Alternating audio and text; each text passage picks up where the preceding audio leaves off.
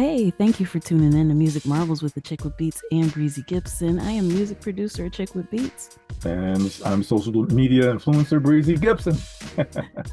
We're glad that you're with us today. Once again, got another show lined up for you with some of the things that have been kind of buzzing around the music industry and whatnot. And of course, we always try to filter in some tips and stuff, along with that. And of course, there's beats by yours truly.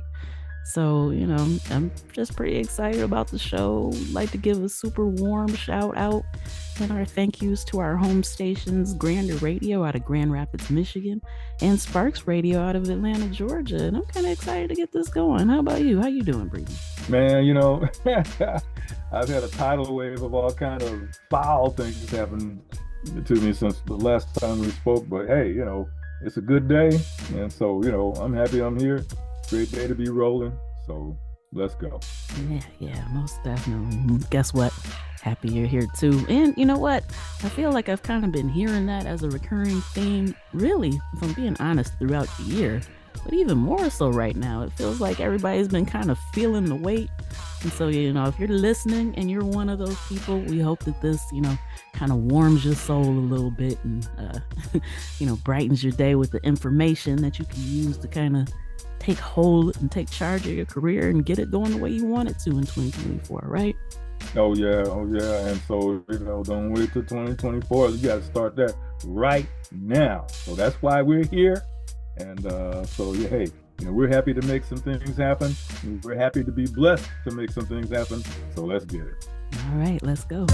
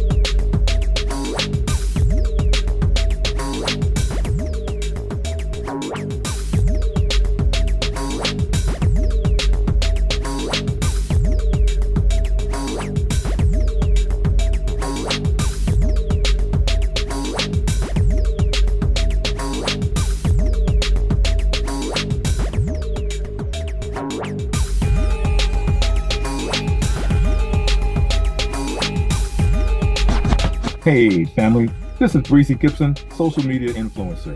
If you're an aspiring artist, or if you're a seasoned professional music artist, and you have a music video that you want to share with a global television audience, your search is over. Whether it's jazz, rock, hip hop, Latino, gospel, pop music, country, house, techno, reggae, Hispanic, and other genres, this is the right spot. Whether you're located in the United States, Europe, Africa, South America, India, Mexico, Asia, Australia, Italy, or other countries, we got you covered. Contact me at getsparksnow@gmail.com. That's GETSPARKXNOW@gmail.com, or leave me a message at 678-632-2620. Let's get it together. Hey, this is Achickwitbeatz. I am a multi-genre music producer and strategist to indie artists and labels. Visit my website, achickwitbeatz.com, for resources for artists and instrumentals available in various genres for songs, vlogs, blogs, podcasts, themes, TV, film, commercials, and more. Once again, that's achickwitbeatz.com, ACHICKWITBEATZ. Let's make something happen. All right, we're back with music industry news. You've probably heard by now, but this is one of those things, those stories that's just been kind of floating around. But Wu-Tang is actually billed as the first ever hip hop residency at the theater at Virgin Hotels, Las Vegas. So, I think that that's a wonderful thing for the people that will be traveling and get the chance to take part in that. I think that's an awesome and beautiful thing. But fresh off the sold out arena tour, Wu-Tang Clan, the saga continues. Now it's ... the Las Vegas residency. So it kicks off Super Bowl weekend, February 9th and 10th, with additional performances scheduled for March 22nd and the 23rd. So, hey, if you got the means to make it happen, if that's something you're interested in, check it out, report back, let us know what you think. But, think time and time again has just proved how viable hip hop is, as both, the culture, but even as rap in the genre. You can see like all the people who've been cashing in this year while trying to celebrate it, regardless how you feel about that. It's just a matter of fact, hip hop, rap can sell things, and we're starting to see more of these partnerships and more acknowledgement of that actually coming along. So hey, kudos to Wu-Tang for doing something so monumental. Absolutely, positively, and I that's just my feelings. I love the fact that it's coming in along with the on Super Bowl weekend. Okay, so hey, here we go. So let's get that going. It's a great thing. Yeah.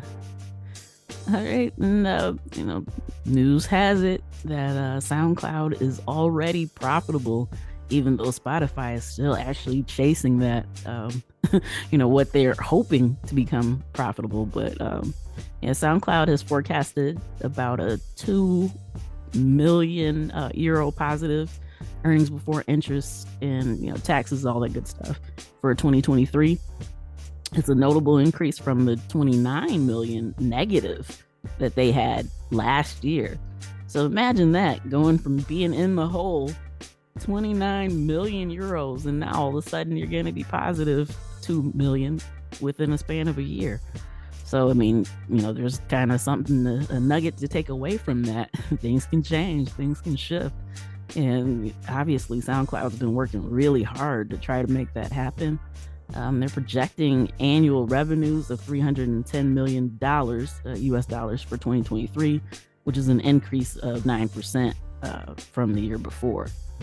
So they're saying that most of this comes from SoundCloud's fan subscriptions, which are up 30%, while creator fees rose about 4%. So those are the people that are paying to, be able to host more tracks and get it promoted properly, or whatever the case may be, depending on how they actually use SoundCloud. So, that's a small increase there, but that does mean that obviously more artists, DJs, musicians are willing to pay for it. But the fans are the ones that are actually making the change. So kudos to you out there. Anybody who's listening to SoundCloud and subscribing so that way they can listen to some of their favorites, especially any independents out there. Yeah, what you're doing is valuable. So keep up the good work. But man, can you believe it? SoundCloud actually reached profitability before Spotify. Well, a lot of times people like to make facades, okay, and ride on those facades. And once you get a facade out there, and a certain group or a number of folks are believing in that facade or taking that facade to be an advantage, and when it's really not. Okay, so hey, some folks put in some hard work, and some other things happen to make this all culminate in that profitability. So hey, there you go. Folks are saying one thing, and it actually is something else. And so you just gotta be patient and actually see things all the way through. Now, see, yep, you just said a mouthful right there. That's the old saying, the proof is in the pudding. Yeah. Absolutely. Yeah, you can't always go by what it looks like, that's for sure. There you go. There you go. Excellent point. Speaking of which, not to digress too much, but that's another thing that I think is really important with understanding like your analytics and stuff from these streaming services, whatever you're using like for your metrics. It's really important to understand the numbers behind it. So around this time of year, you start seeing the Spotify Wrapped, and some of the other streaming companies have their own version of it and whatnot. And when you look at numbers on the surface, they can appear one way, but it's really important to kind of drill down and figure out what's going on, because just like you said, the looks could be deceiving. So if somebody's bragging that they had, I don't know, a gazillion Shazams or something, well, that doesn't mean that everybody that heard the song was necessarily like, "Ooh, I definitely need this in my collection." I've actually Shazam stuff, so I knew who the artist was, so I could stay away from it before. So yeah, you always got to kind of dig deeper. And what's your favorite phrase about inspecting? Yeah, inspect what you expect. There it is. Yeah, good point. Really glad you brought that up. All right. Snoop Dogg is launching Death Row Pro production music unit in partnership with Sony Music's Extreme Music. So, man, that's a lot of musics in there. But Death Row is basically planning to deliver its iconic sound specifically for professional music users through its new venture. And so that's going to actually unveil unreleased tracks from the Death Row archives that we haven't heard before. Well, most of us. I know there's going to be somebody out there that's going to be like, "Oh, I was in my cousin's car when he had the demo," or whatever. So, yeah, okay. Most of us haven't heard. Some of you guys probably did. But yeah, it's also going to be alongside freshly crafted West Coast centric hip hop infused with the Death Row essence, as they say. And so it's anticipated for release in January of 2024. And they say it's going to be an immersive experience into their musical legacy. So I'm kind of curious to see where this goes. I feel like this feels kind of similar to what Golden State was doing as far as like their entertainment division. Like you could hear how they were highlighting specific artists during the games and stuff like that. So again, this is one of those partnerships that makes sense. And so I'm kind of curious to see how this plays out. What about you? Yeah. Well, you never know. There's a lot of folks who had a hand in that original Death Row. And I mean, a lot of musicians, a lot of support here, there, coming from the heart of the various communities and such. And so, yeah, I'm really wanting to see how this plays out, because and a lot of those people who had a hand in the original ended up one way or the other getting overlooked and so on and so forth. So, hey, here's an opportunity, for those who were overlooked. Somebody's Snoopy's reaching out with a helping hand. Hey, this may have happened way back then, or that may have happened way back then, but look, let's give it a new wash, a new rinse, and let's see what we can make happen. And now they're right back in there. Yeah, absolutely. So Yeah. yeah, it's a great opportunity, and yeah, I'd love to hear some stuff from the vault. So yeah, we'll see how this plays out. Hmm. All right, Rock the Bells has partnered with M&M's to introduce the Rock the Bells HBCU School of Music campaign. And so Rock the Bells says that they're aiming to champion HBCUs and provide opportunities to spotlight the incredible talent within the campuses. And so basically, they're kind of using this to be able to preserve and celebrate the legacies of HBCUs with deep connections to many hip hop icons through content, commerce, and experiences. So, you know, I think that ever since LL Cool J was able to grab hold of Rock the Bells, since right should have been with him from the beginning. But I mean, just to see the strides that the company's been taking since then and making sure that there's representation and honoring so many of all the elements, I guess, of hip hop. Knowledge is one of those that they say is, technically the fifth missing one that doesn't necessarily get called out all the time. But to be able to say, hey, we're going to highlight these HBCUs that have done much for the culture and vice versa, I think that it's a wonderful thing. Especially, I'm a big fan of education, higher education, depending on what you're doing. But yeah, to kind of marry that with the music, I think is a wonderful thing. A very, very, very, very wonderful thing. All right, and Megan Thee Stallion partners with Warner Music Group for distribution while remaining independent. So, of course, there was a lot of buzz talking about how she said that she was independent, wasn't going to let another label, take advantage of her the way that the first one did. But so she's still maintaining the independence, but securing a distribution deal is a great look. There are a lot of independent artists, that have more mainstream popularity that do the same thing. And so instead of basically just signing the masters over and letting them take everything and then shell out pennies to her, she's maintaining that control and just partnering for distribution. So they're going to distribute her upcoming music, and it's also going to include support from the employees at 300 Entertainment and other, under the Warner Music umbrella.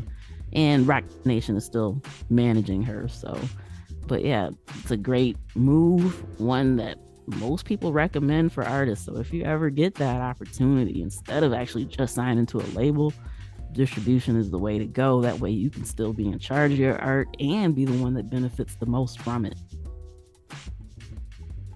Yeah, being in charge of your art is it's just so crucially important.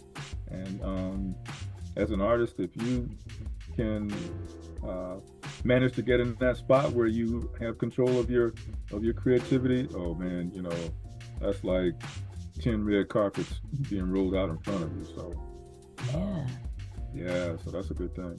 Mm-hmm. All right, next up, the MLC is being audited by Bridgeport Music, and this is the same company that actually represents George Clinton and Funkadelic.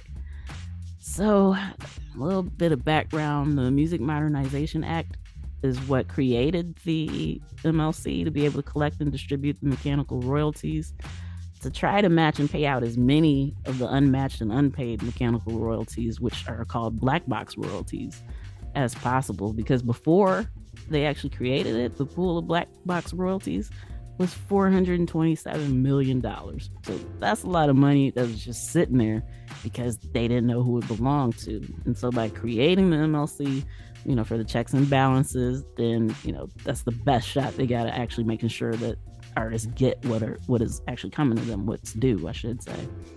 But yeah, that's a huge amount of money. And by the way, if you're not really familiar with the MLC, check it out. We've talked about it multiple times on the show, but it is something that you still have to register for. So it's not like they're just going to magically shift money to your account. You got to make sure that every single work that you've released is recorded there, so that way they can make sure that you get your royalties. But, another discussion for another time.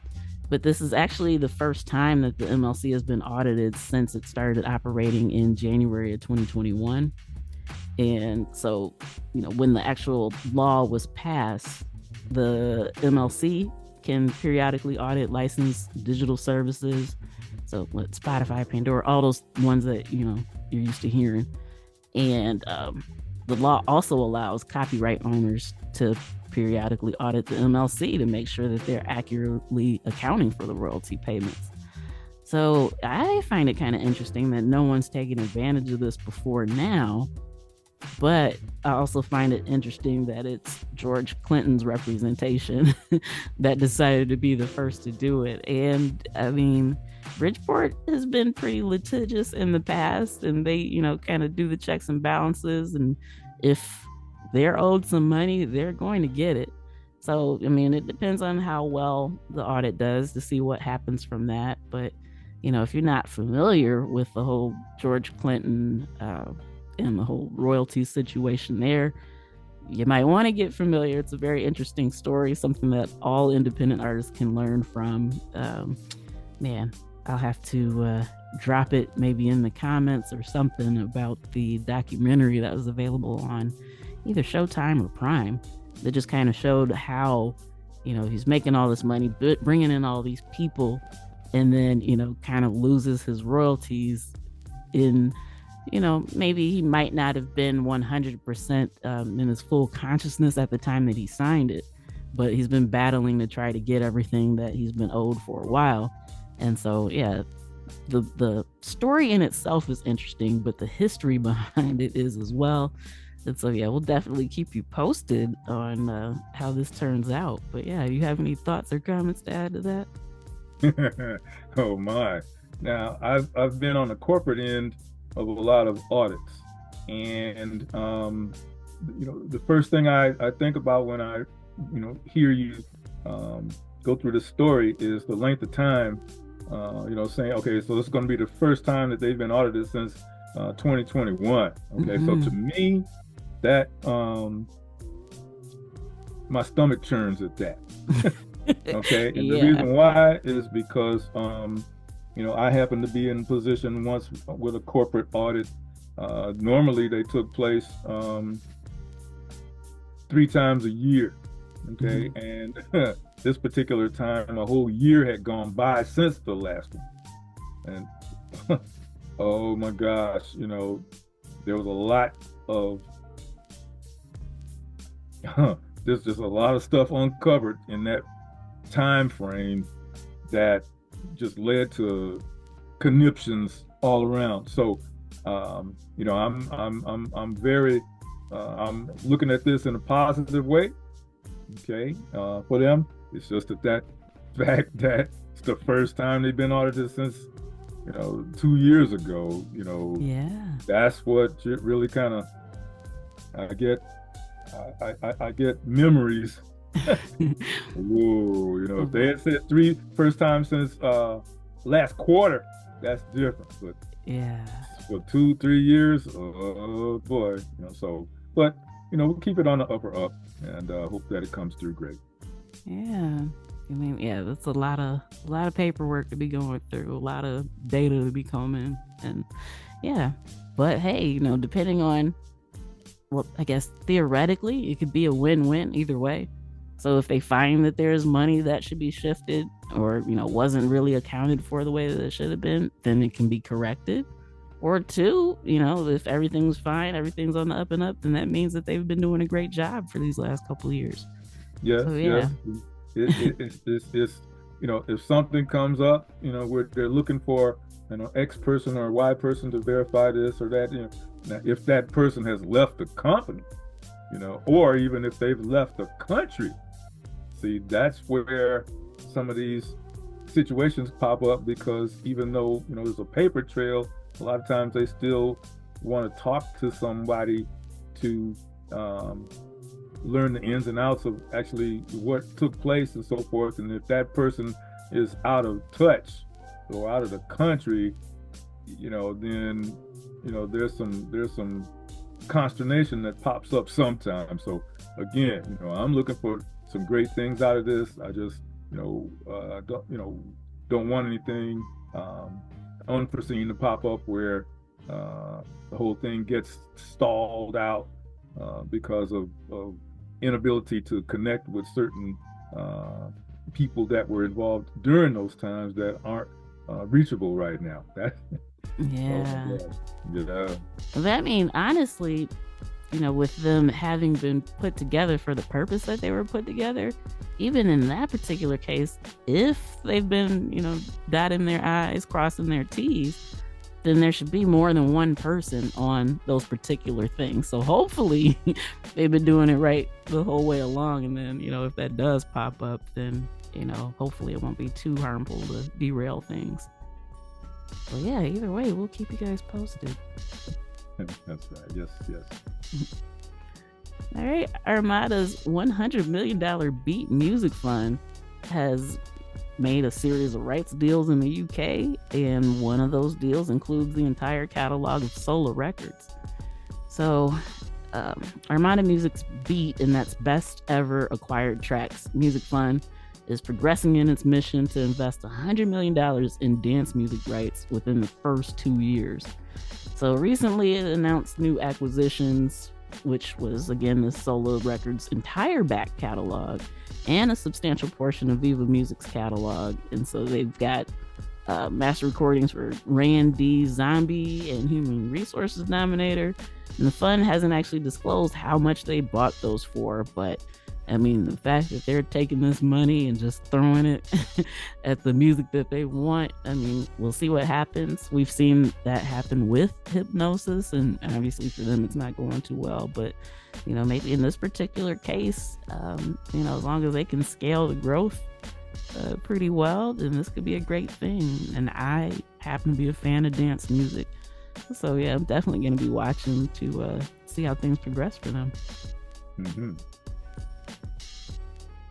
All right, Warner Music's ADA Worldwide has a global distribution deal with the historic music label Omnivore. And so Omnivore Recordings focuses on historical releases, reissues, unreleased vintage recordings, and select new music in CD, vinyl, and digital formats. So they're trying to make sure they got all the bases covered for the good old stuff. And so ADA will globally distribute Omnivore's entire catalog and their new releases. So, I feel like there's often a lot of these stories, but it always seems like they kind of ramp up around this time of year.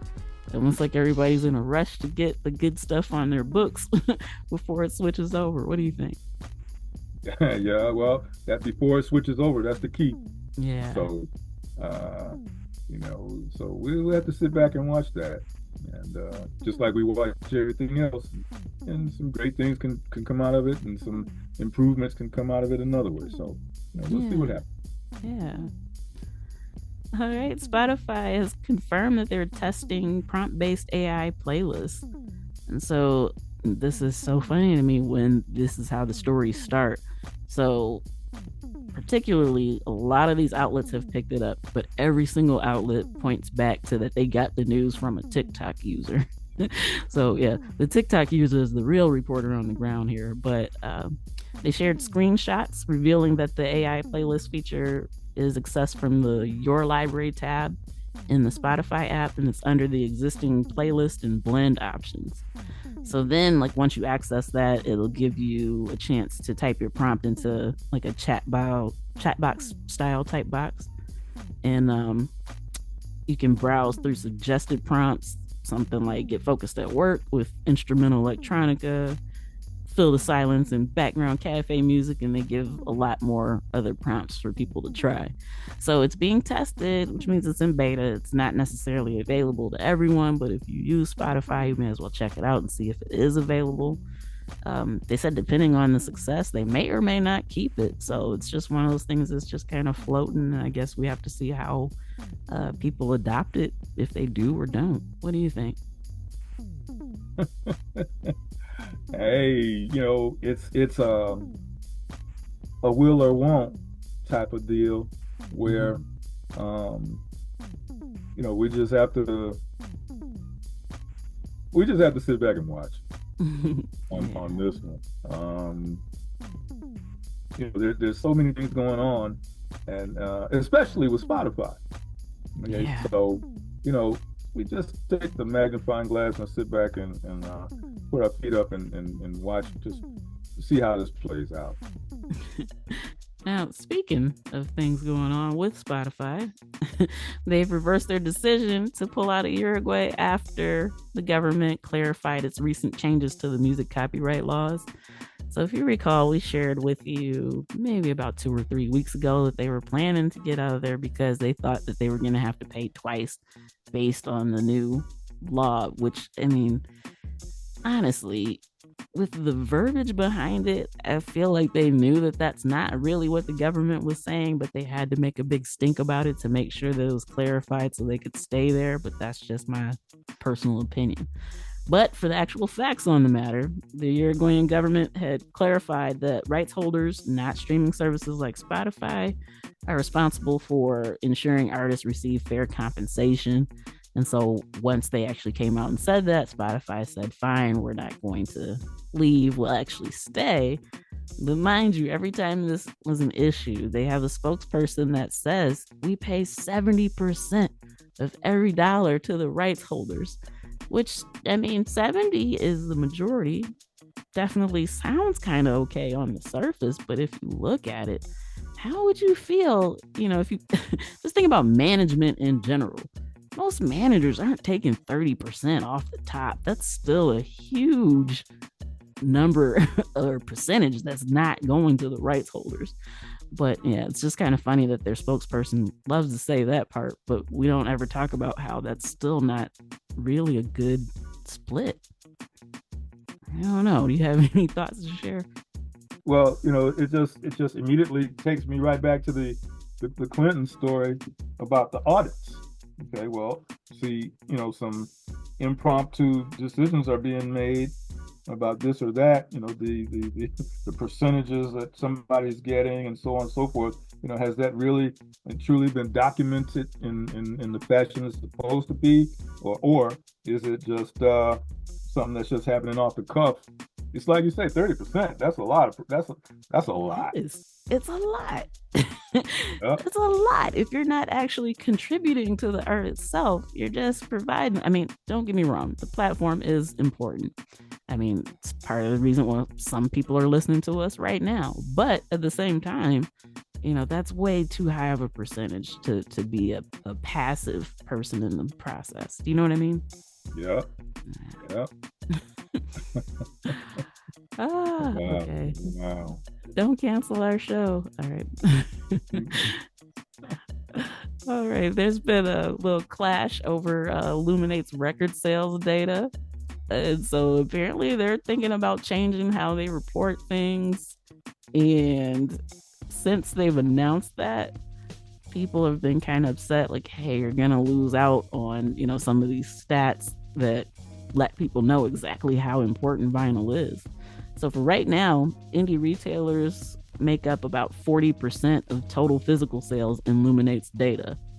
So their data covers 93.3% of overall physical music sales, but that still means that less than 7% won't be accounted for. And so they're saying that, okay, well, we gather our sales data from 95% of independent stores that sell over 1,000 units weekly. So they feel like by focusing on the larger ones, they can still kind of give you a good picture. But everyone else is saying is that's not necessarily the case. There's a lot of smaller record stores that are doing big business. And, even though it's not something that Illuminate might take that way, it still affects the numbers quite a bit. So, I mean, as far as I know, the changes are still going to go forward, but, we'll have to see. But that's going to mean that more store owners are actually reporting directly to Illuminate. So, hey, if you're one of those people that, has a record shop or whatever, please make sure you do your due diligence. So that way these numbers can still accurately be tracked. Great point. All right. The music marketing startup called Breaker has raised more capital and paid $3.5 million to creators already. So the platform specializes in linking record labels, artists, brands, and influencers for large-scale programmatic campaigns. And they've secured an additional $1.9 million after closing a $4.2 million funding round back in 2021. So over the last 2 years, it's onboarded over 30,000 influencers, and yeah, the 3.5 million in creator transactions is a huge number. And so we'll have to see what happens with this too. But the fact that they've, done so much with the money that they had, and now they've got some more going in, we got to see what else comes out of this. I feel like we're going to be having some more stories about them pretty soon. Yeah, I agree with that. Um, so we just have to keep our ears open. Yeah. All right. And finally, the defunct Gimme Radio has sold its e commerce assets to Main Factor, and Main Factor says they might actually relaunch the streaming service. So they specialize in the term entertainment commerce. And with them saying that they went ahead and snatched the stuff up, they said that they want to continue Gimme's mission, delivering a platform for engagement and unique and limited vinyl records and merchandise to some of the world's most dedicated music consumers. So basically, they said, hey, even though the platform wasn't working out for you guys, maybe we can make it work. And so it'll be kind of interesting to see what happens with that. I feel like we have a lot of these stories about companies that are based on trying to highlight things that aren't mainstream music. And, sometimes it picks up, gains some steam, sometimes it doesn't. But the fact that Main Factor was interested in acquiring it kind of shows that they're willing to bet that maybe the platform just needed a little more time than it had. So, as with all the rest of the stories today, definitely something we have to kind of wait and watch. But, hey, I feel like there's still been kind of a recurring theme, very subtle one, but people are willing to put some time and energy behind the stuff that they think will last, and most of those happen to be original ideas. And yeah, I mean, there's a lot to kind of take away from that, but I think that that's probably one of the main ones. So, as you're thinking about what you want to do with your music in the new year, like I said it time and time again, trends are cool. But if you stick with something that actually means something to you, guess what? It's going to come across. The listeners will be touched, and that's the things that people are actually investing in. So, yeah, like I said, I feel like it's always a recurring theme, just kind of like the undertone of all the news stories. But yeah, it's important to kind of process what you've heard and think about and reflect on how you can make it work for yourself. 100 on that one. All right. Well, man, this time always just flies by. Today, it seems like it flew even faster. We got another Saturday left in the year before it hits 2024. I mean, yeah, it's been a great time. Always enjoy sharing these nuggets and having these conversations. And again, a super huge thank you to our home stations, Grander Radio out of Grand Rapids, Michigan, and Sparks Radio out of Atlanta, Georgia. And yeah, I've had a great time. How about you? Yeah, really did. And that was some impactful information. So it shows a definite direction that the industry is going in a diverse way. So keep it locked and zone in, follow up with these stories, and you've become even richer in information once you do follow up with them. So, yeah. Yeah, absolutely. So, till next time, you know where to find us. Tune in, tell a friend, and we'll see you then. Peace. Peace.